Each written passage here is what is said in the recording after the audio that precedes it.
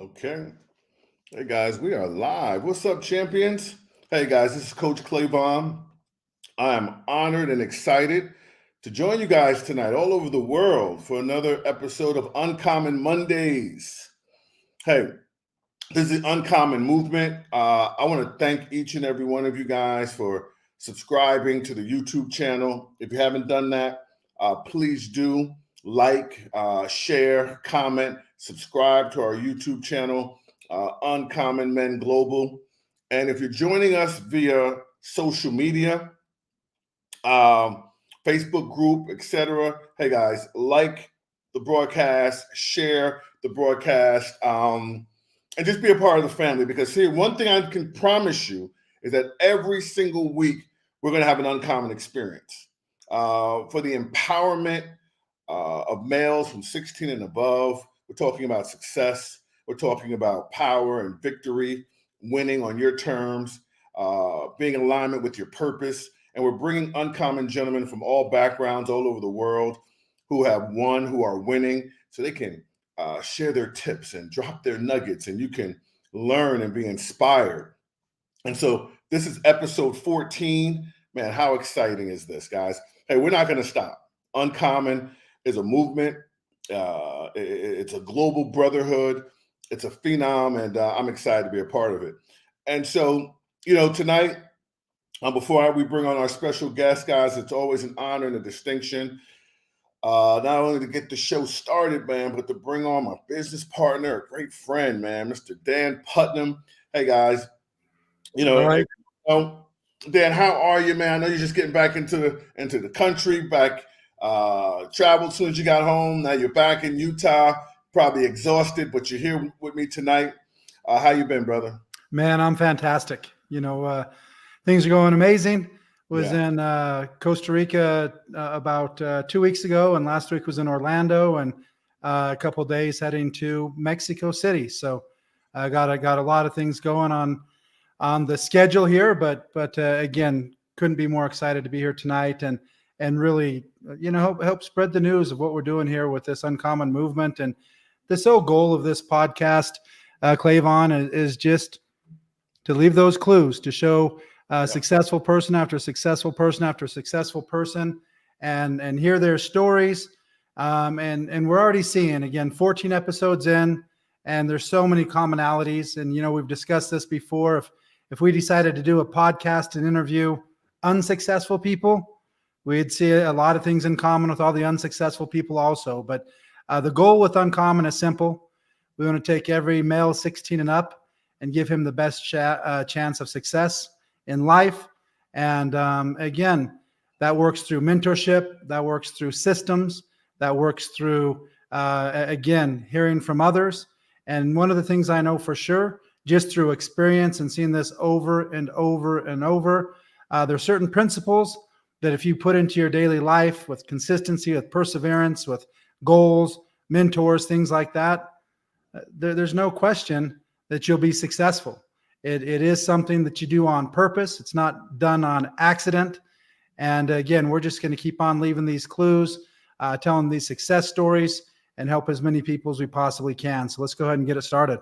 Awesome. Well, Dan, I had the privilege and the pleasure, and I mean that sincerely, to fly out to Utah, 3, 4, 5, 6 months ago, and meet this gentleman who we have as a guest tonight, Mr. Travis Martin. And I found him to be a very interesting individual. But Travis has a great background as an entrepreneur, as a global businessman. I know you guys have done some big business together all over the world. I'm excited to see what Travis has got going on tonight. Mr. Travis Martin, how are you this evening, my brother? I'm doing great. Thanks for having me on the call tonight. Yeah, man, it's our pleasure, Travis. And I know you and Dan have a great relationship. But again, I did get a chance to meet you for a couple of days, and you definitely represent the Uncommon brand. Well, I like, watching your introduction, Clavon. It's spot on with what I believe in, and spot on to have you guys, what you're doing. I think is great. Like, just that whole movement of 16 and over, getting guys to be uncommon. I love it. It's my pleasure to be here. Awesome. Clavon, I was actually talking about it this weekend, but somebody was asking, well, why is it just guys? Why are you doing this for just guys? And I think we can all three identify, but men have different responsibilities. We're asked to do things that most women are never going to be asked to do. It's just a different ball game for us. It's a different life. And we want to make sure that every male understands that and has the best chance to kind of stack the deck in their favor and have a team to build it with. So again, if you really think about it, there's different responsibilities that men are going to have. And we just want to give them the best chance we possibly can. Absolutely. And then also, Dan, as you were saying that, I'm thinking about the word that you always use, right? System. Yeah. A lot of men don't have a system for success. And if anyone pays attention to this broadcast, we're going to ask Travis about a system over the next 30 minutes, a system of health, a system of finances, a system of growth and development and mentorship, a system of having this humane idea of giving back to the community, being held accountable. So another thing is I don't find a lot of men can come together, a conglomerate of men, have each other's back, and really have a system to move forward. And so, yeah, it's really necessary. Why all men? Because, we're solving a problem and serving a need. And before we get deep into it, Travis, I just want to go out there and just throw it out there and have you introduce yourself to the world, man. Who is Travis Martin? Man, where'd you grow up? Tell us a little bit about, your parents, siblings, just, what got you into an entrepreneurial, spirit? What was it like, growing up? Yeah, I'm from the Midwest. I grew up in Wichita, Kansas. If you don't know where that's on a map, it's pretty much right in the center of the country. I always like to say that God didn't know what to do with me, so he stuck me right in the middle and just see where I end up. But I grew up in Wichita, Kansas. I'm the third born of four. I have an older brother and two sisters on the ends. And grew up in a very traditional family. I'm also of Dutch heritage. My grandma came from Holland, and she had 16 kids, which is incredible. And they all became farmers in Kansas. So my grandma was the oldest of those 16 kids, and so I'm kind of the offspring of this huge farmer movement in Kansas. My dad worked a traditional job. He started out as a tech engineer for a company called Cessna. And when he worked at Cessna, he did a pretty good job. They moved him out to Texas, where he worked at a job called General Dynamics with the F-16 fighters. So I started to kind of hang around, Air Forces or airports and stuff like that. It was actually pretty cool. And I remember growing up as a kid, my brother and I, we would always, we'd hear a jet fly out. We would go out and look above and, oh, that was an F-4. That's an F-16. That's F-4, and all that kind of stuff. It was a lot of fun doing that. Texas was a really good place to grow up. I grew up, Clavon, back in the day when your parents would say, okay, come back at night, dinner time, so, which has completely changed these days. Now everyone's tied to a cell phone or a tracker or something like that. So I'd be gone for hours, with my brother, and we'd be throwing rocks. I broke a tooth, we'd wrestle, throw stuff in the water. And it was a lot of fun growing up. Texas, if you don't know about Texas, it has bugs everywhere. It's a perfect place for a little boy to grow up. Anything you get in trouble, you have at your disposal. Right when I was around 12, my parents moved to Los Angeles. My dad was working with the B-2 bomber back in the 90s, he was one of the first to do that.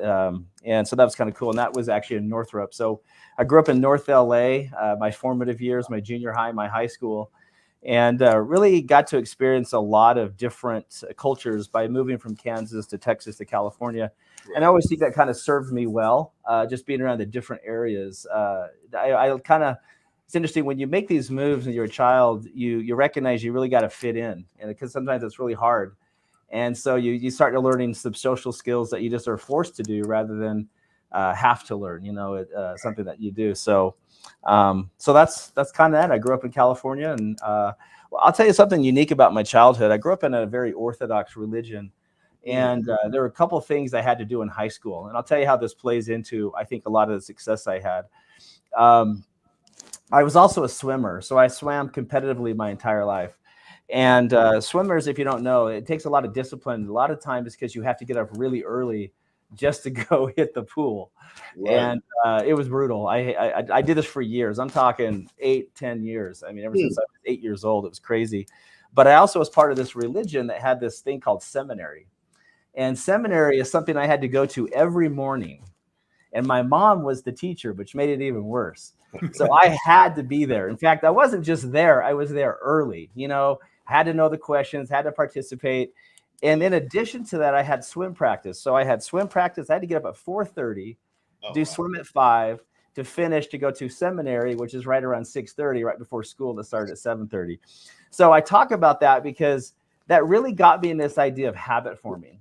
I had to get up at that early. I didn't have a choice, but it really created a system for me to just know I had to be there and had to get it done. And I believe that has served me well, really for the rest of my life, is that, like Dan talked about, that system of just being able to do something to rely on. It just became so clockwork that even now I'll wake up early in the morning and ready to work, ready to do something, ready to get something done, because my body was just kind of trained that way from a very young age to do it. So that's the importance of a routine for sure. And Travis, I know a little bit more of your story, obviously, because we've known each other for a long time, and you kind of moved into the entrepreneurship side from corporate America at a pretty late age. But was there anything that you did as a kid, entrepreneurial wise, or did you ever think about having your own business, or did you just kind of feel like just the the typical American dream? You go to school, go to college, get a good job with a good corporation. Because I know that you had a lot of experience and have had a lot of experience with some of the biggest corporations in the world, billion-dollar companies. Yeah, for sure. As a kid, you just kind of grow up knowing what your parents do and what they teach you. So there was a part of me that just was like, I'm just going to get a job like my dad and, et cetera, et cetera. What was interesting for me, I remember my dad, so we lived in this place called Valencia, and he had to commute to El Segundo. That's normally a normal drive would be about 45 minutes. And he wanted to move us out of the city of LA, even though he worked in LA, just because, he didn't want us to be around bad environment. So, most families wanted to keep their families out. So we lived in this valley called Santa Clarita Valley. And, but he carpooled every day. It took him 2 hours with traffic in LA. It took him 2 hours there, 2 hours back. That's 4 hours of commute time every day, Monday through Friday. And that's when I started to see, this is what I don't want in my life. In addition to that, Dan, growing up in Southern California, you see a lot of money, a lot of money. I was, 20 minutes from Hollywood, Burbank, Santa Monica. And I mean, there's so much money in Los Angeles. And you look at the lifestyle my dad had, the lifestyle my family had, which was very traditional, and it couldn't buy the things that everyone else in LA was doing and everything else. And I remember saying to myself, I don't want that. I want it all. I don't want to just commute 4 hours a day. I don't want to just have a job and come home. And there's actually, a little more to that story, Dan. My dad passed away when I was 28 years old. And I attribute that to his bad health. And his bad health was because he didn't have a system. His system was to commute for 4 hours a day. He didn't take care of his health. He was too tired. And as you know, Dan, I've been in nutrition for a very long time because I recognize the most important person to take care of is yourself. Even though my dad, his intentions were, I'm going to take care of my family, he wound up losing his life, which it actually hurt the family. You know what I mean? Yeah. And so I recognize now that for my own children, it's important that I take care of myself, that I create those systems so that I'm around my children and their children and being that and passing on that legacy. So that was something I always felt robbed of when my dad, and like I said, his intentions weren't wrong. His intentions were good, just like we all have good intentions. It's just that he wasn't looking at the problem correctly. Right. And it just created, when you lose a parent, there's something inside you that just, you can't ever replace. And it puts a drive in you. And I remember that was kind of my first fire, Dan, where I'm like, I'm not going to do that. I'm not going to have a life like that. And that's kind of what led me down the path. Yeah, it's interesting that you say that. I just saw a post today and it talked about, 3 things that you can't buy. And it says a fit body, a calm mind, and a house full of love. Those are things that you have to create on your own. You have to earn those things. But it's just kind of funny that I think that's pretty common. You know, so often just with the traditional job, going to work for somebody else, letting somebody else tell you what you're worth, and then just saying, hey, you know, I got to do this for my family. And then we forget about, you know, maybe some of the most important things. I kind of look at, Travis, the two most important things that we have as human beings, if you're not getting into spirituality or religion or something like that, is really our health and our time. Mm-hmm. And neither one of those are something that money can buy. Mm-mm. You know, you've seen people like Steve Jobs and stuff like that die, you know, probably 15, 20, 25 years earlier than the average. And you know, so many professional athletes. I saw a thing the other day, the average professional athlete only lives to like 58.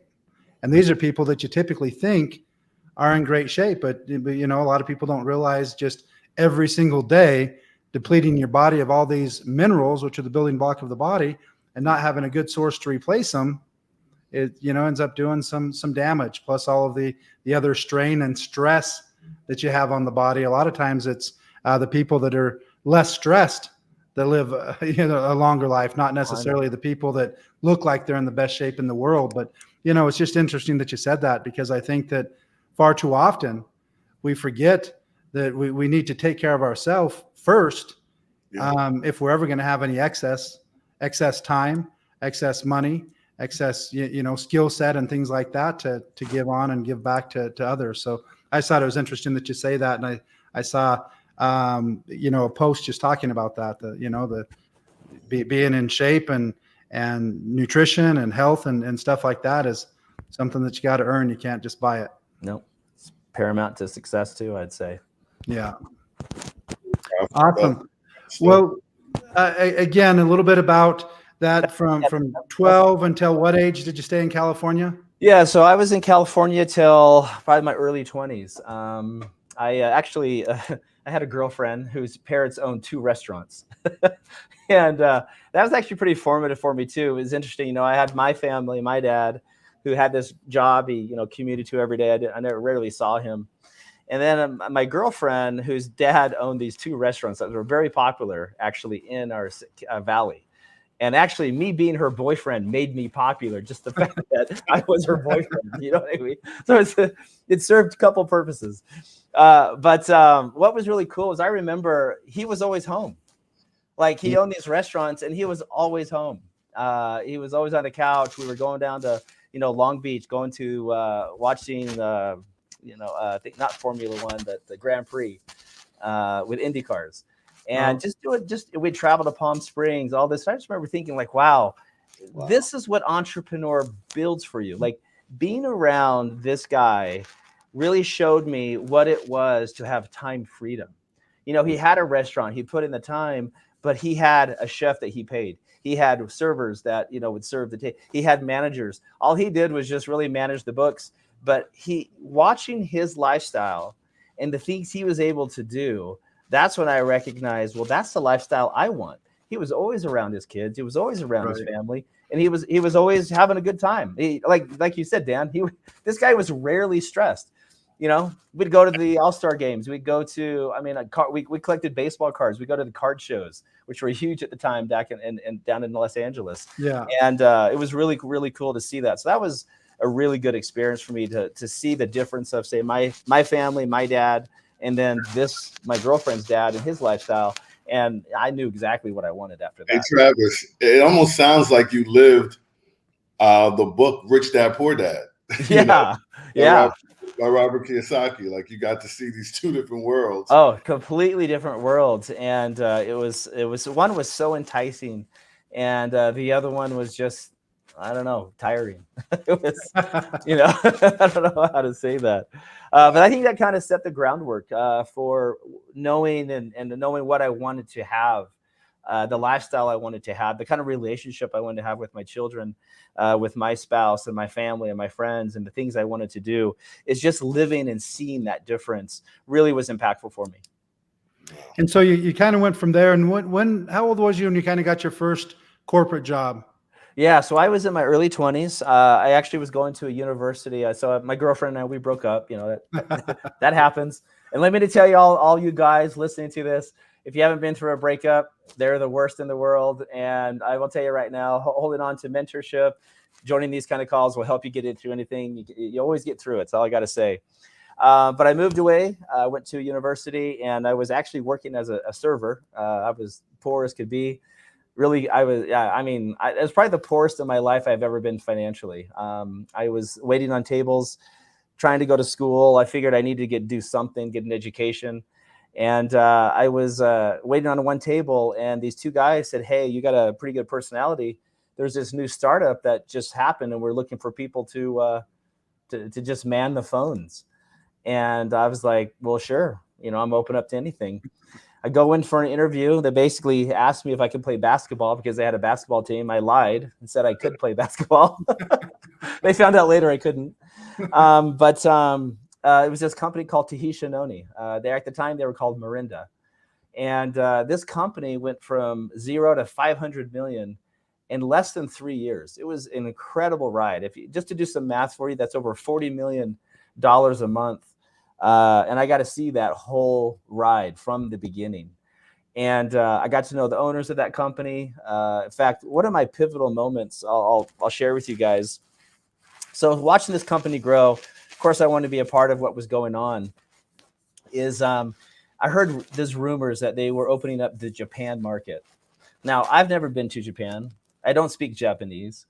I was in my early 20s, no education, right? I was trying to go to school. And I remember thinking, I don't know why I thought this, but I thought it. Why not me? You know what I mean? Like, I just thought I could do it. I could go to Japan. I can do anything. And so one night after work, one of the owners of the company, his name was Kelly Olson. He usually worked late, and I was waiting for him outside his office. And he's like, "Hey, can I help you with something?" And I said, "Well, you're looking for someone to go to Japan." And I go, "And I think I'm your guy." And he said, "Well, why do you think I'm your guy?" And I said, "Well, I know the comp plan. I know the leaders, all these things. I just, I speak Japanese. Yeah, well, I told him I could get by on the Japanese. But that was really a pivotal moment. I remember that was the first real risk, I took. A lot of times in business, you'll sit there and you're kind of afraid to talk to an owner. You're afraid to just kind of make that move, even though I was unqualified. Well, now let me say this. On paper, I was unqualified, but I knew in my heart I was qualified, if that makes sense. Yeah. And so I just had the confidence to say, "Hey, send me." And sure enough, I wound up they sent me to Japan. I lived there for a year. And I'll tell you how that paid off. It's weird how you have these moments in life where you look at, these pivotal decisions that just lead to greater things. And I'll tell you why that was. So in Japan, when I lived there, they sent out their new VP of marketing. This guy was by the name of Aaron Garrity. And I don't know if many people know him, but I got to meet him in Japan. And here's the really cool thing. Aaron and I didn't know each other. He was doing triathlons. And as you know, I'm a swimmer. I also run and I bike as well, too. And he asked me, "Hey, my weakest spot is swimming. Can you teach me how to swim?" So one morning in Japan, I get up with Aaron Garrity, I think at 6 a.m. and we go to the hotel pool and I'm showing this guy how to swim. Here's how it pays off. When I come back to Utah, Dan, he hires me immediately into the marketing department at Tahisha Noni at Marinda. I was able to travel the world. He kind of mentored me. I did their catalog program, did so much. But the coolest thing is he left Tahisha Noni to start his own company. And that company was by the name of Zango. That company also hit 500 million. So I got to see two companies from ground zero go from 0 to 500 million in less than 3 to 5 years. It was an incredible ride. I got to travel the world. I got to meet millionaires from all over the place. And me, once again, Dan, surrounding yourself with those people makes all the difference. I knew how they thought. I knew how they acted. I knew how all the things that worked. From me simply putting myself in that position and seeing how they were and being able to mold myself into their conversations and being one of them. And that has served me very, very well. Travis, let me ask you a question because, that's an amazing story that has so many layers to it. It But does. like, but the part that caught me was back at the restaurant. Yeah. Okay. It's like that was the ultimate seed, like where you just had the courage to take action. Because so many people procrastinate, Yes. they hesitate. And you're talking about a startup a company. You had your income, you were broke, but you were there at the restaurant, and like you sacrificed that for a startup. Like I see that as courage, as the first power move. And then where did that courage come from to be like, hey, was that just your personality, or does that go back to watching, your parents would have just make sure, hey, boom, let's go for it. You nailed it, Clavon. That's exactly right. I remember there wasn't even a hesitation, to be honest with you. Number one, I knew that you had to take risks. I knew that you had to put yourself in a position. When you work for a company that's been around, I don't know, 20 years, 30 years, the glass ceiling is so low that any sort of promotion, any sort of growth is so limited. And I knew that if I come in at an early moment, I have the ability to shape and to grow with the company. I knew that if I rubbed shoulders with the right people, I knew that if I was able to have lunch with the right people, that eventually all of that would pay off. Because the thing that most people don't realize, Clavon, is information is a dime a dozen. It's all out there. It's not what you know, it's who you know and how you act in that and with them. You know what I'm saying? Like it really is the people and who you network with that determines where you're going to end up. Look around your circle. Who is your circle? Who's your, who are you hanging out with? Who are you talking about? All of that plays a significant part in how you see the world and how you see yourself. And I knew that. And I knew I didn't want to finish the college education. I knew I didn't want to get a traditional job. When someone says it's a new company, a new startup, and they're growing, I would like, dude, I'm in. I'll take over from here, but give me that opportunity. That's rare. Yeah. One thing, Travis, just to kind of push forward a little bit. So between Mirinda and Zango, how long of a time period was that? Was that like 5 years, 8 years? It was probably a good 7 years at Tahisha Noni and about 5 years at Zango. So 12 years total. So 12 years of your time. Mm-hmm. And then I know that you decided to make a jump. And so just so that people realize, those are both massive companies, some of the fastest growing companies in the history of the world. Yep. So, and I know that I don't remember the exact number, but I think that Mirinda was like in the top 5 in the world from going 0 to 500 million. And I'm not positive if Zango beat them, but I know Zango is right about the same time period that they did it. So we're talking about every company that's ever existed in the entire world. Those are like in the top 5 fastest growing ever. We hear of Amazon and stories like that, but Amazon took forever to even, really get off the ground and start moving. So without getting into wages and stuff like that, I'm sure that your job was pretty good, pretty secure. And then to leave that and go start something on your own, how was that? What was the mindset there? Was it you just had the confidence that you could do it, or you just kind of all of a sudden you knew you're doing it? Yeah, well, it's actually a very good story. And I've actually given this presentation before. It's a little bit of both, Dan. It's a little bit of having some confidence, a lot of risk taking, a lot of fear. To be honest with you, it was scary. You're right. I had a good corporate position. I had an executive title. I was making, pretty good money at the time, but it wasn't enough for me. I know it's what I didn't want to have for myself. So being this close to the owners, I literally said to myself, I can do that. I can do that. Do you know what I mean? Like, I just saw what they were doing and I'm like, well, I can do that too. You know what I mean? But let me tell you the part that really was this will actually go into a lot of people who are thinking about business and what you should do. I had a business partner, or not a business partner. He wound up being my business partner, but at the time we were traveling together and I had this idea of putting a company together called Ocean Grown. I grew up in, as you know, when I was in California, by the way, I was an avid surfer, swimmer, lifeguard, the whole thing. And I had an idea of putting a company together like a Zango, like a Tahisha Noni called Ocean Grown. And this other guy, I knew him. He grew up in Florida. So we had this great story, California surfer, Florida surfer, ocean grown, and we source all these products.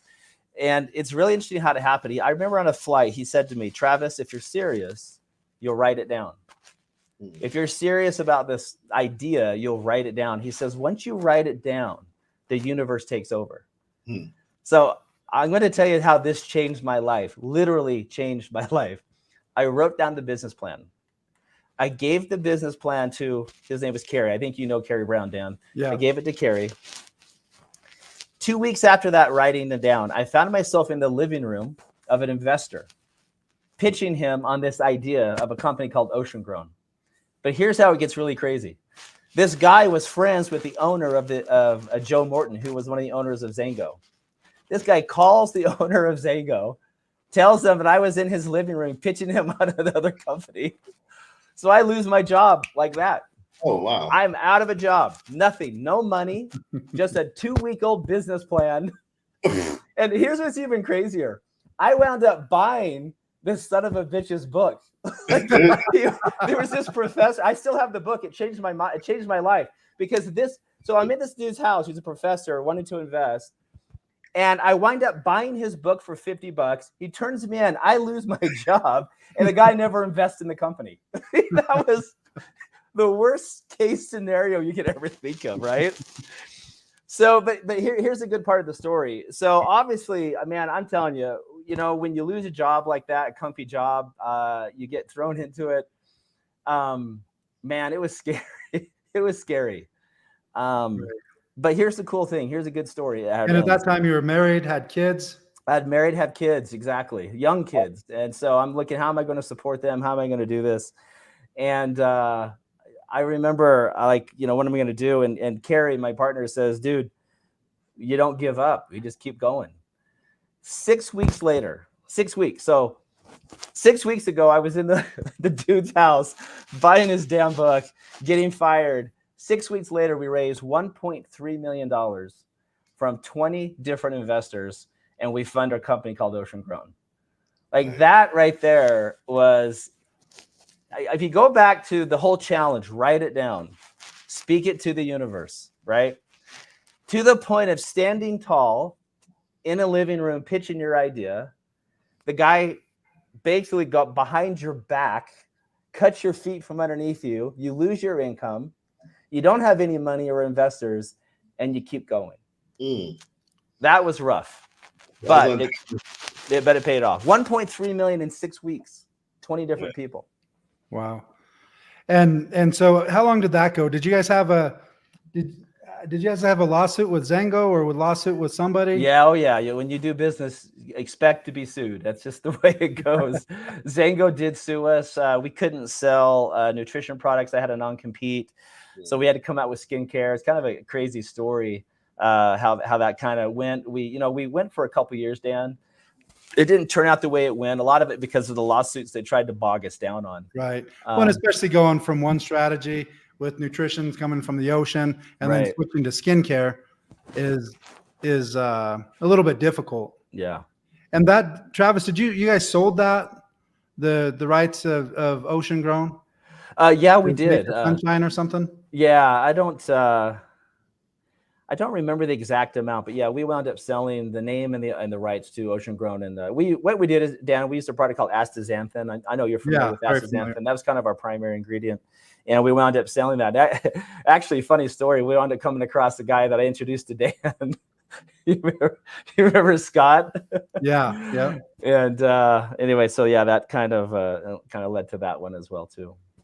Yeah, and so just to kind of keep pushing forward, you went back to corporate America for another 3, 4, 5 years. I got hired on as a vice president at a company that was looking for. In fact, I got hired immediately. This was a Bill Farley company. I'm not sure if you know guys know Bill Farley's out of Chicago. He hired me as their vice president there. I mean, do you want me to go into the whole detail of that whole shenanigans? Because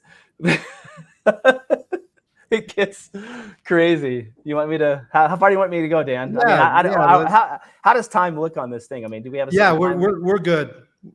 Well, okay, so this actually goes to the second part of this business of really just understanding and how to get it done. So I get hired at this company from Bill Farley. Dan and I actually have been friends the whole time. We had a small company that called Kiss. we sold chapstick and mints for $10. We actually got sued by Gene Simmons from Kiss, the band, and I still have a copy of that because I think it's great that we got sued by Gene Simmons. It's like, so it was basically a cease and desist. We can't use Kiss, so we had to change the name to One Kiss. But here's what's crazy. So there was another company out there called Agile, and the owner of that company, his name was Glenn Jensen. And Glenn had kind of heard about me and some of my entrepreneurial, just like Dan, we come across each other. So this guy, Glenn, he comes to me and he's like, hey, heard you guys some ideas. I started this company called Agile. I'm kind of out looking for something because I'm not sure. He got kicked out of his company doing something up.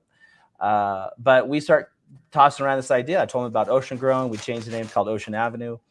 Well, there's this company called Celavita that all of a sudden changes their name to Ocean Avenue.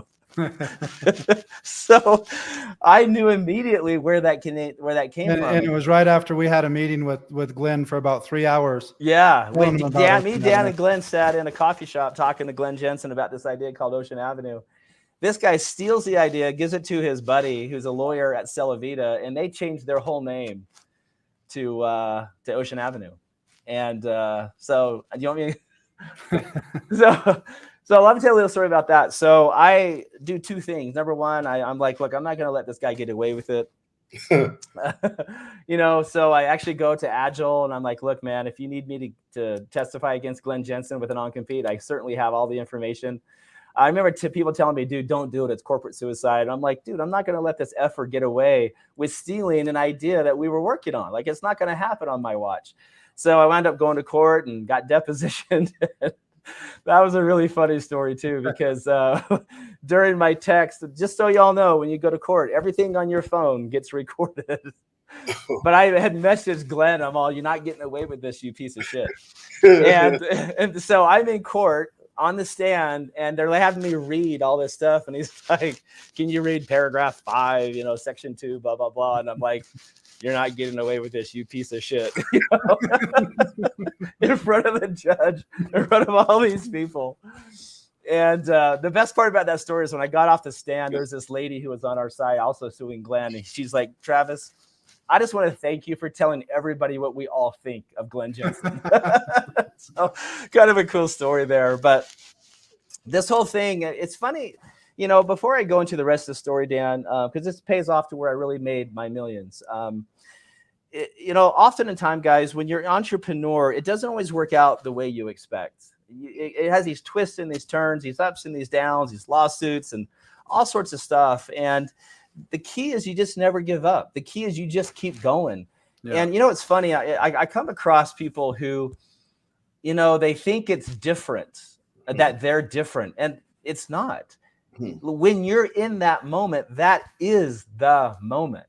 It's not, you're not waiting for that moment to come. That is the moment right then and there. Often I think we wait on the sidelines thinking, well, that's not me now. Often, like I think Clayvon, you said about procrastination and not taking action. A lot of people do that. Even when they're at their low, they're thinking that this isn't the moment, but that is the moment. When you think it's not the moment, that is the moment, right? And being in those moments, I'm telling you, the key really is just sticking with the plan, sticking with your dream, sticking with what you want to happen, because eventually it'll break. And this is how my story broke. So I went to that company who stole my name and I said, first of all, it was my name and I have the proof. So they immediately hired me on as a vice president. They gave me a small piece of equity. But here's where it gets good. At that company, I meet a guy named Sean Gibson. Sean Gibson has also an incredible story. He was one of the first investors in Zengo. This guy invested $50,000, turned that 50 into 3 million. He then invested 100,000 into a company called Montevi and walked away with 8 million. So I call this guy the Midas touch. So he's at this company and he knows my story. I get to know his story. And I say to him, hey, Sean, do you know anybody? Because this company we're at is being ran by people who don't understand. And this company, sure enough, wound up failing. And we, in the meantime, meet with this guy who produced formulas. And that's how we started a company called True Vision. And True Vision was a weight loss company. We took it to 12 million a month in 3 years' time. And that's where I made millions. I literally made millions of dollars during that run with that. But if you think about everything I just explained on how I got to that moment, it was my ability to not give up. It was my ability to get knocked down and to come back and to just never give up. Even when I had a corporate job that I needed at the time, I still wasn't done. I knew I wanted to start it. Dan, you and I talked about Ocean Avenue.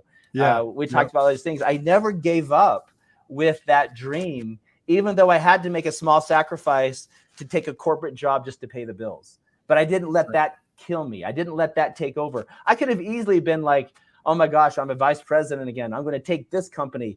But it wasn't my company. I was an employee. Yeah. They didn't care about me, and I have, I wanted to freely express myself with what I know how to do. And I can't do that working for someone else. When I'm working for myself, I can express who I am. And that's really what drives me.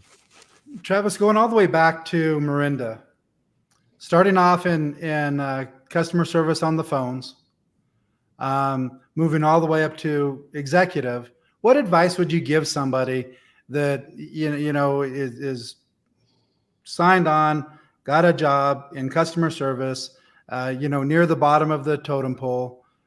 What advice would you give somebody on how do you move up? Is there anything that you did that you noticed, or did they just offer you more positions, or do you think there were some things that you did that kind of put you more in the running? There was a lot that I did to put me in the running. That's a great question, Dan. When you work for a startup, the problem that you will have is there's a lot of nepotism.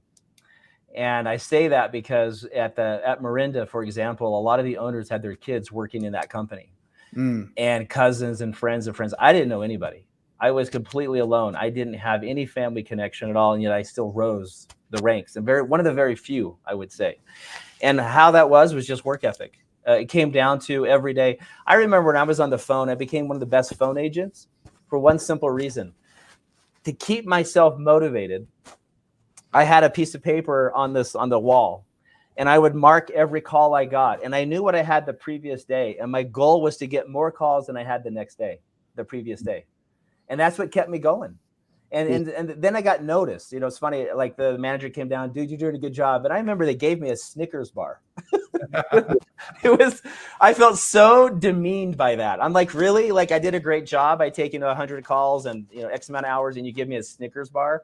Like, I remember that because I remember when I'm in that position, I'm not going to reward my employees with a Snickers bar. I'm going to give them money and more encouragement. But I remember being so demeaned by that. But regardless, I didn't care. That didn't drive me. What drove me was I want to have the highest stats. I want to have the highest numbers on the phone center. I want people to recognize the work that I'm doing. And it was hard. I'll be honest with you. There were days when I didn't get any recognition. There were days when I questioned myself, am I really doing the right thing? And then I just kept to it. And eventually got my Snickers bar. and then my Snickers bar took me to greater heights from there, I guess. But it was really just that work ethic of consistency that allowed me to be recognized and to climb the ranks within that company. And was there anything in particular that you can think of that kind of kept your mind positive when you get some equity in a company, go through some lawsuits, end up selling that, go back to corporate America, go through the whole fiasco, getting some small equity in Ocean Avenue, building there, and then not seeing that work out, and then get some more equity with those. I mean, it's a lot more ups and downs. You don't really have your solid wage as you do just as an employee. What did you do just to kind of keep from getting down and just kind of giving up on that dream? A lot of it comes down to the habits I created. Clayvon talked about that book, Rich Dad, Poor Dad. The ability I have to, I'm thinking about this. It's a really good question, Dan. I'm looking back on my old Travis, that old self that went through that. And it was hard. I mean, I'm not going to lie to you guys. Like, it hurt. There were many moments when I was scared. There were many moments when I felt alone. I didn't feel like I was worth much. I felt like a failure. And I think the only thing that got me through those moments was just believing in myself. I love it. Yeah, it's I know it sounds cliche, but I'm telling you, it is so true that when you are down, and you will get down, it's not something that's bad. A lot of times we look at failure as bad. We look at Yeah. losing a job as bad, or we look at, but it's not. It's just part of the process. And I think that your ability to bounce back comes with the preparation you've built in yourself, what you Wow. believe in yourself, the habits you've created in yourself. Otherwise, you can get beat up and you Yeah. cannot get back up at times. Hmm. But understanding that failure is part of the process. And one more thing, Dan, I'll add to that. When I moved to Utah, I didn't know anybody. Hmm. I didn't have any place to go. I had to succeed. I don't know if that makes any sense. Yeah. It's Yeah. almost like that whole theory of burning the boats. Like I Yeah. didn't have an option. I had to succeed. You know what I mean? Like Yeah, I couldn't sure. fall back on any money or any, because my parents, they tried, but I didn't. I had to pay for everything myself, and Yeah. didn't have a trust fund or anything like that. I had to create all my wealth, and also knowing that I didn't have an option Wow. Yeah. it forced me to succeed. You know what I mean? Yeah, one of the things that I've noticed just in doing this podcast, that pretty much every single person that we've interviewed has had a high level of belief in themselves. Just for whatever reason, they believe that they could do it. Some of it had to do with, personal development at a young age, and some of it just may be who we are. I don't know if it's taught, if we're born with it, or a combination thereof. But there's been so many times in life that I've had to really focus on my mindset and embrace difficult things and start to be like, you know what? I'm glad that this is incredibly hard. And I'm glad that almost every other person is going to quit because I know I'm not going to. And it gives you that edge in life just by saying, hey, I'm glad it's hard, because if it wasn't hard, it would pay closer to minimum wage than $1 million. Yeah. You know what I mean? Yeah. The for only sure. things that pay big income are things that are difficult that most people can't do. So instead of always getting frustrated and stuff like that, embrace it and think to yourself, if it was easy, they would only pay slightly more than a minimum wage or minimum wage, That's right. because everybody wants the easy job. And so And they'll those are give you a things Snickers that, bar. yeah, and then the Snickers bar, but those are things that I've really had to kind of embrace, is just change my mindset to, instead of wanting something that's easy, instead of wanting everything to go good.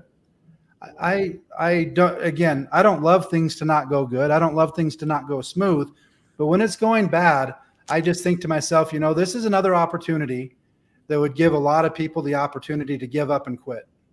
Yeah. And I'm not going to.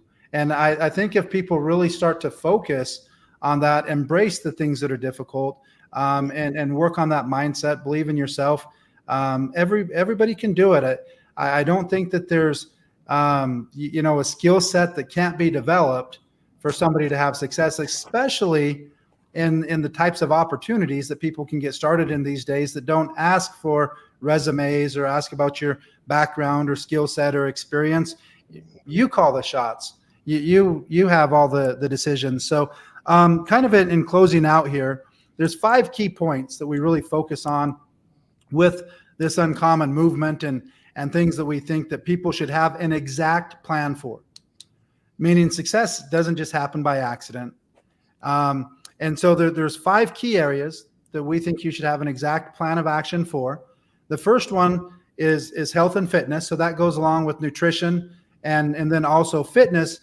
We're not necessarily talking about being hours and hours in the gym, but being able to move, being able to play with your kids, your grandkids, being able to run, being able to get up off the ground, those types of things. Is there anything that you do now for health and fitness? Has it always played a big role? You said you grew up swimming, so you've done that for a long time, swimming and surfing. Those hobbies keep you, in good shape even after you're done competing. But what are your feelings on health and fitness? Wow, it's essential. I will know when I'm out of sync, and I know when I'm out of balance. And a lot of it can be tied to I haven't been doing my consistent exercising. Mm. There has been years of just continuous exercising that I have done my entire life. And a lot of that I think stems from, I think I told you, losing my dad at a young age, when I know his death could have been averted had he just taken care of his health. Um, Being around my children, being around my wife and my family and my friends and the things that I'm doing now, I recognize the only way that I can serve them is by having a healthy body and by eating the right things, doing the right things, making the time to exercise. And it has served me well. I think that when I don't exercise, Dan, that's when my mind gets clouded. That's when I get depressed. That's when I start feeling down. Without a clean mind, it gets really hard. And how do you clean your mind? Part of it is through exercise. Yeah. That's Awesome. Another thing that we focus on is not just income, Travis, but residual income. And the reason we're so into residual income is that gives you that second thing that I was talking about, that gives you control of your time. So residual income is things like, real estate, getting rent, all of those different types of things, selling a product or service, a subscription that people buy every month. And then, you make money from all the reorders plus the new orders and things like that. But what are your thoughts on the difference between linear income or, hourly salary type income? You have to work in order to get paid, and residual income. I'm the only entrepreneur in my family. Wow. All my other family's members have always followed the traditional route. Most of my friends trade their time for hours, and my thought is, I actually had a brother-in-law ask me one time. He actually got fired from his job, and he mentioned to me a kind of about like, what does it take to be an entrepreneur? What is it? Like, I've seen your career, man. Like, how do you do it? And I just said that I believe that the best way to run your life is to create something so amazing and something so incredible that other people want to participate in it. And that the risk of an entrepreneur is no different than the risk you have as an employee, because you can get fired. That company can make bad decisions and you can be out of work. Why not do it on your own terms? I'm telling you, once I understood that, it's I don't even understand why you'd want a traditional job, Clayvon and Dan, because the risk is literally the same. And working for yourself, and the only way that you can actually make a difference is understanding that you do it through people and network. And when you create something like a movement like this call, like we're doing, that's residual, and that's how you accumulate millions of dollars rather than just cents by hours that you work and trade in. Yeah, and there's so many options that people can do. So my main thing is find something that you're passionate about, and find something you can do in your spare time to start earning a residual income. And over time, I think everybody should have a goal to, earn a full-time income in their spare time, and then do whatever it is that they're passionate about full-time. I think that most people would agree that, man, if I could have all my money taken care of and really just focus on my passion, life would be a lot funner, would be a lot more exciting. And sure. I also, something that I've heard and talk about quite a bit, I think everybody should have the goal to make $1 million or millions of dollars, not necessarily only for the money, but for the type of person you have to become in order to be worth that type of money. I remember several times, I do this all the time, but as a young kid on Sundays, a lot of times my parents would take us all for a drive. And most of the time we'd either go drive out in the country or we'd go drive in the nicer neighborhoods. And at a young age, 6, 7, 8, 9 years old, I can remember wondering to myself, man, what in the world do these people do? And, what type of person do you have to become to, live in a house like that? And I thought about that just recently, even with the success and stuff I've had. I was just in California and on the beach, and I was looking at these houses, And I was talking to somebody and they said, "Oh, that house is, 45 million, and that one's 60 million, and that small one over there is 17 million." And I'm like, holy cow, that's even a whole another level of, once you're getting in there to, $50 million houses, and then you go find out that's not even their main house. That's a $50 million like So true. vacation house, Yeah. one of their 5-6 others. And so, it's such an amazing thing. And I do wonder, what type of person do you have to become in order to make those types of incomes? And I think everybody should have a goal, just because I think you have to become a more disciplined person in order to make things happen. 100%. Without discipline, it's never going to work. You have to put in the work. You got to put in the time.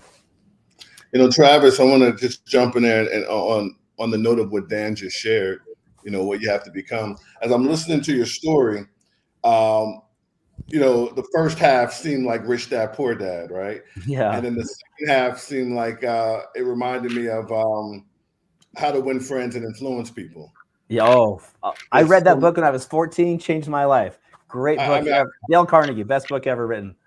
I can tell, and in between, you dropped such a great nugget about work ethic. And I think Dan also alluded to it that, the cliche, success is not a destination, it's a journey. Yeah. Right. So you embrace the low times, like you embrace the bad times, because that's the moment, that's part of the moment. And so, Dan, as we're going into number 3, I just wanted to chime in there, because personal growth and development is a big part of the uncommon system, the third aspect. So when it comes to Rich Dad, Poor Dad, that reference, How to Win Friends and Influence People, your work ethic through the ups and downs, realizing that it's all a journey. What is your overall philosophy, if you can touch on those, when it comes to personal growth and development, the mentors that you're still tapping into now, the books that you're reading today, what's keeping that sharp edge for you? If you could share a little bit about, where you are with that. Dan knows I'm an avid reader. I consume books like you wouldn't believe. I read all the time. In fact, I read books like TV. I don't just read one book at a time. I read probably 2 or 3 books at a time, and I'll read a chapter here and then go to another one. It's like flipping through the channels, but I do it through books. I'm an active reader. What that means is whenever I read something, I write what I'm feeling at the moment over in the corner of the book. So if you ever go to my library, or even on my Kindle, I put notes and underline things because I like to go back to the book and remember the feelings or the golden nuggets, if you will, Clayvon, that stuck out to me during that time.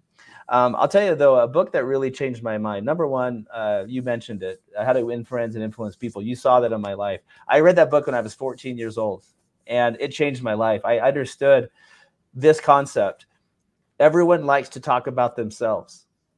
And if you get that, if you understand that, then you know how to get what you need by talking about them. I'll tell you, that has served me well, probably my entire career. The second thing, a book that I really changed my mind, was a book by Viktor Frankl. It's called Man's Search for Meaning. And this is a book, I believe the author's passed away. This is Viktor Frankl was a victim of the Holocaust, and he actually was a prisoner in Auschwitz.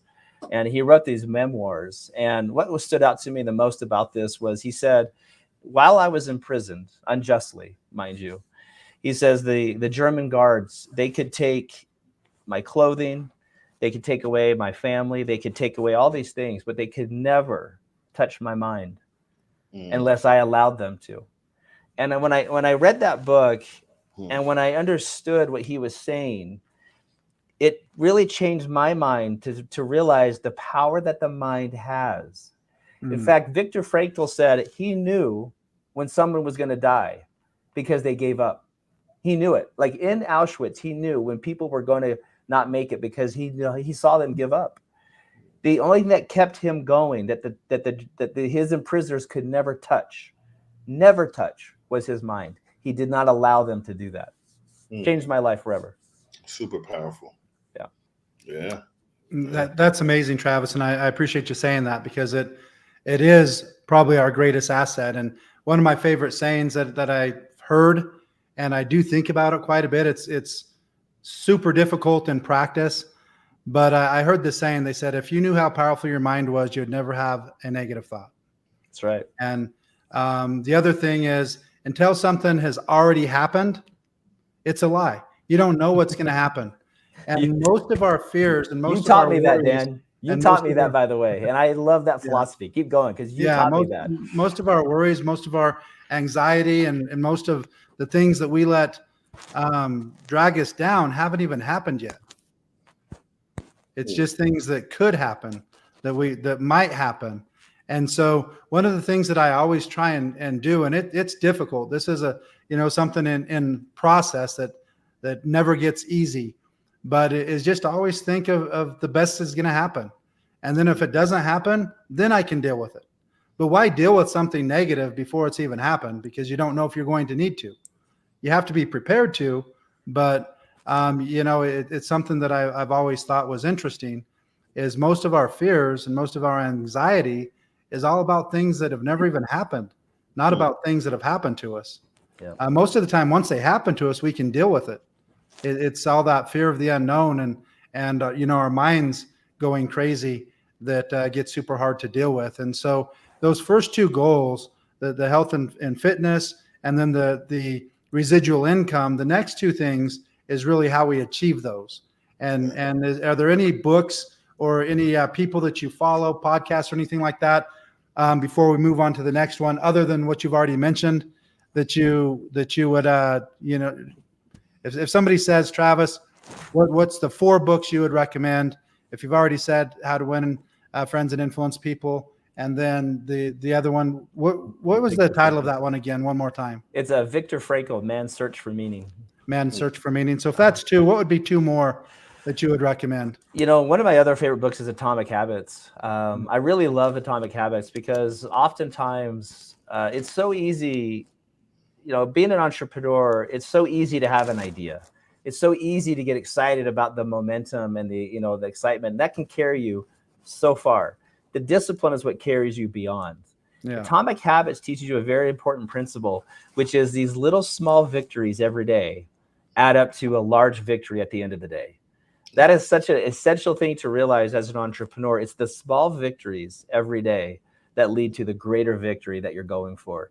And without that understanding, oftentimes we'll get so discouraged when we don't have that small victory for the day. And that small victory, Dan, could be reading a book. It could be writing a journal. It could be making a phone call. It's such a small thing, but every day they add up.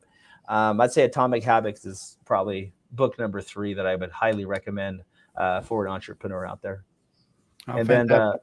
then, the last one, I think, Dan, you recommended this one. I had never read it before, which was it Lean In or something? Or no, The Slight Edge. Slight Edge, yeah. By Jeff Olson. Yeah. Understanding those different nuances in business. Like The Slight Edge was also a fantastic read. Really helped me understand just how to be different or have that slight edge as an entrepreneur. Adding that little touch. It's beautiful. All that combined is. Yeah, those two kind of go hand in hand. They're Yeah. both kind of about just make these little changes, and then they add up to a big change. And what I've found and what I've been thinking about lately, Travis, is the slight edge can work against you also. I've always been one that's like, don't major in the minors. That's not that big of a deal. But when you have a bunch of these things that aren't that big of a deal, it ends up being a big deal. So the slight edge, doing things just slightly better to give yourself the advantage. So true. But if you do enough things just not quite good enough, then it works against you. That is so true. I mean, you're right. I always say you could be working 100% doing the wrong thing. Yeah. And wind up nowhere. Yeah. So that's a good point. Yeah. And then the next thing that we do that kind of helps, I'd say, is kind of the glue that holds everything together. That's accountability. What's your thoughts on accountability? Is there anything that you do? Are you more self-accountable, accountable with your spouse, or do you have accountability groups with business partners, or what do you do for accountability, or what do you think somebody could do to hold themselves accountable and have a better chance of success? Accountability is huge. There was a Harvard Business Review I read years ago that talked about the importance of fitness trackers. Oh yeah. But they did this study on, everyone has those fitness trackers on the Apple Watch, the Fitbit, Garmin, whatever. And the study, what they showed was that those that had a fitness tracker and joined a group that you could be watched completed their tasks 80% of the time. Wow. Whereas those that had a fitness tracker and did not join a group were successful in keeping their goals 20% of the time. That's the power of accountability. And what the study showed was that when we know we have to report to somebody, when we know when someone's watching us, we perform. What do we do in our private time? That's the question that you got to ask yourself tonight. What are you doing in those private times? Because those are the habits that you're really forming. Having an accountability partner is essential to your growth. Having business partners is essential to your success. Without business partners, without people holding you accountable, it's never going to work. It is the key to success, without a doubt. One story I'll share with you. Just recently, I have another company I'm running right now, another one on the way, and we had an Olympian come in, and he has a really good story. This guy, and I told him, one of the companies I have right now, we have this system called the 5 in 8. It's the 5 non-negotiables in 8 weeks. And what we try to teach our customers, our influencers, is that they need to develop these habits in their lives as well too. And when I went over these habits with him, the one that stuck out the most to him was accountability. This guy's a guy who grew up in a broken home. His mom was a drug dealer. He was on the streets, wound up changing his life, going to the Olympics. And he said the only thing that made him change was the fact that he felt accountable to his grandmother. And that accountability is what changed his mind to not follow the drug path, but to follow the Olympian path, and actually wound up winning a silver medal in the Olympics in Salt Lake City back in 2002. But amazing story. But accountability was the number one thing, and I would agree with that. Hey, Travis, let me ask you, when you were alone in that cubicle making those phone calls, and you said that you would mark, hey, yesterday I made 70 calls, today I'm going to make 80, or yesterday I made 20. What was the source of you holding yourself accountable like that at that stage in your life? Yeah, Trayvon, I don't know. That's a really good question. It was a drive I had internally. I don't think anyone told me how to do it. I don't think anyone did. I just, I wanted to show up. I wanted to do a good job. I wanted to be noticed. And I knew that I had to do something to get their attention. And I think that was my drive. It was the only thing that kept me sane. I think I would have gone insane had I not kept myself accountable of just taking relentless calls with no purpose. By finding a purpose with even just something as simple as I'm going to count and beat the one before, it made it make sense to me. Otherwise, I felt like I was going nowhere. I was just running in circles. So it's almost like I created the game to give myself purpose. That's deep. Awesome. And Travis, again, we've got some great nuggets from you. I really do appreciate it. The last thing that we always like to end on is just giving back. And it's something that I'm super passionate about. It's one of the things that drives me is to, make as much as I can, help as many people as I can. What are your thoughts on that? I have a saying, get rich, give back. It's hard to give back with maybe if you don't have any excess. And, I know that you like to give back. You're giving back right now, your time, your knowledge, your experience. And we really do appreciate that. And hopefully all the viewers appreciate it also, because I know they've got some great information tonight. But what's your thoughts on giving back? Wow. Once again, Dan, and Trayvon, it's something Clayvon, you have to do it. It's something that it has to be a part of who you are. Without giving back, I think you turn into somebody you don't want to be. I think you forget the gratitude. You forget your roots. You forget where you came from if you don't give back. And I think understanding who you are is essential to humanity, to be able to be a part of something bigger than yourself. And giving back is the greatest gift you can give this world, to yourself, and to those around you. I don't even see how life would have meaning without giving back, to be honest with you. Being a business owner, you are giving back in many ways to your employees by helping them grow into, positions they can be in, working with the field and helping them attain their heights, their dreams, reaching their potential, taking to the point of taking charity and going to a place like Peru. Dan, I know you've donated to lots of charities down in Peru. In fact, I was on one of the expeditions that you put together, and just seeing the smile on those children's faces, it just grounds you. I think without that grounding, we lose sense of, I think, our value and who we are.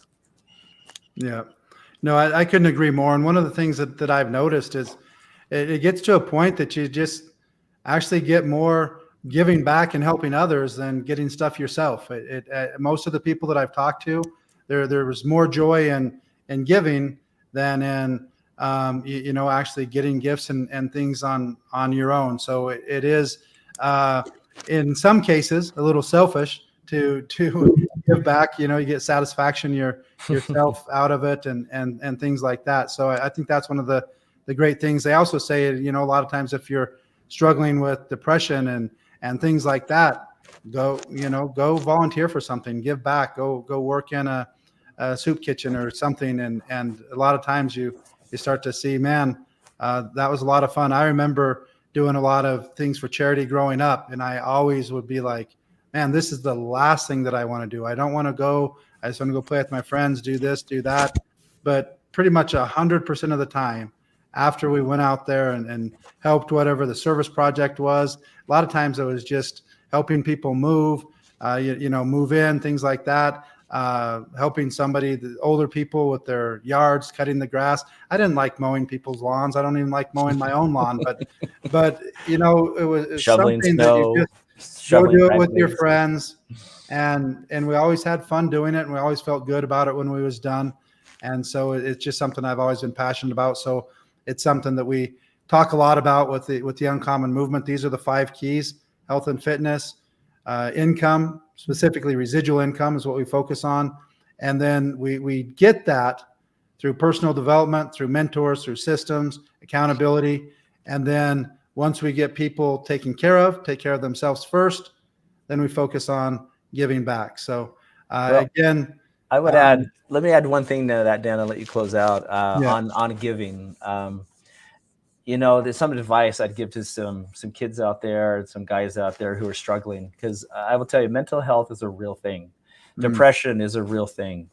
And I've experienced all of those, and it's hard. I'm not going to lie to you. It's a tough spot to be in.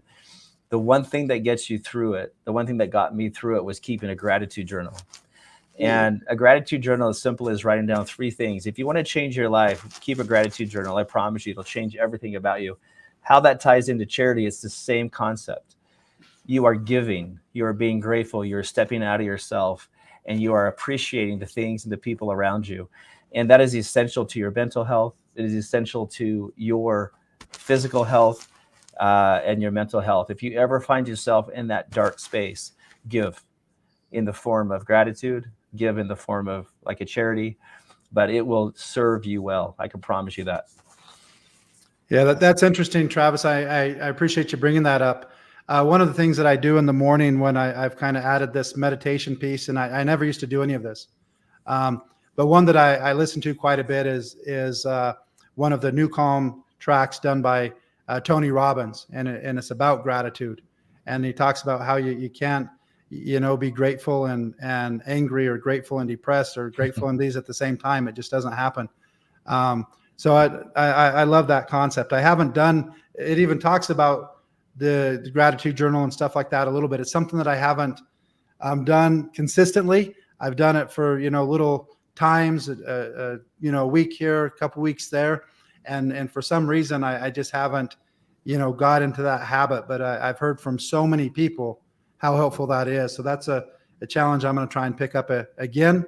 And I really appreciate that. Every week there's different nuggets and stuff that I get. And I think one of the most important things is because success is an action thing, is to not just hear this stuff, but actually hear it and implement it. So a couple of the things that you said in closing here, when you went first step from the, even though there were some things that assisted and kind of forced it, but when you first went into entrepreneurship, started your own business, it didn't happen until after you wrote it down. That's right.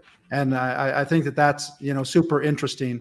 And then also just talking about keeping a gratitude journal and how that's helped you, do different things. And what was the one, Travis, that David Goggins talked about in his book, that the record, when kind of like whenever you feel like in a bad mood or kind of whining about stuff, record it and then listen to it, and you kind of hear sound a little pathetic or something. What was that exactly? This is this is a Dan and I read that David Goggins book, Never Give Up. Was it Never Give Up, or was it Never Give Up? Never Give Up. I think we read both of them. Yeah, in that he talks about when you have your negative thoughts, to record yourself with the actual voice recorder. And I did this, Dan. I told Dan, I bought a voice recorder. I got it on Amazon, and I would like go into this and just like, tell myself what a piece of shit I am, freaking loser, da da da. And then you re-listen to it, and you realize how silly, how ridiculous the whole thing is. And what it does is, a lot of times in our heads, we don't know how stupid we sound. We don't know how ridiculous we sound. And when you put it out on tape, when you put it on this recorder, number one, it gets it out, number one. Number two, when you play it back, you're like, holy shit, like, whoa, but you realize how stupid it is. Like, you realize how dumb it is. But we do that every day of our lives in our head. And if you just express it, you're going to realize how stupid you sound. And that was a really good exercise I learned and did. Yeah, I appreciate that. I think that's something that we can all kind of learn from and go through. And it's just amazing that sometimes the simplest things can be so life-changing when we go back on it and we go back to, throughout our life, and just like this little thing or this little decision or that really puts us where we are. And every single person is exactly where they are in the exact situation that they're in right now, from the decisions that they've made and the actions that they've taken on a consistent basis, day after day, week after week, month after month, year after year. You didn't just, all of a sudden somehow end up where you're at. That was due to decisions that you've made. And the great thing is, I love the saying, I win or I learn. As long as you're learning, if things aren't going great and you're starting off that second run, that third run, that fifth run with everything that you've learned throughout your life, your chances of success are getting better and better every time. So, Clayvon, in closing, anything else that you want to bring up? No, this is just a great episode, man. I'm just sitting back here, and I mean, this was nugget full, nugget full. It really was. And I like what you guys just shared. I mean, for me, like the David Goggins exercise, I mean, I just think your thoughts is like running a commercial.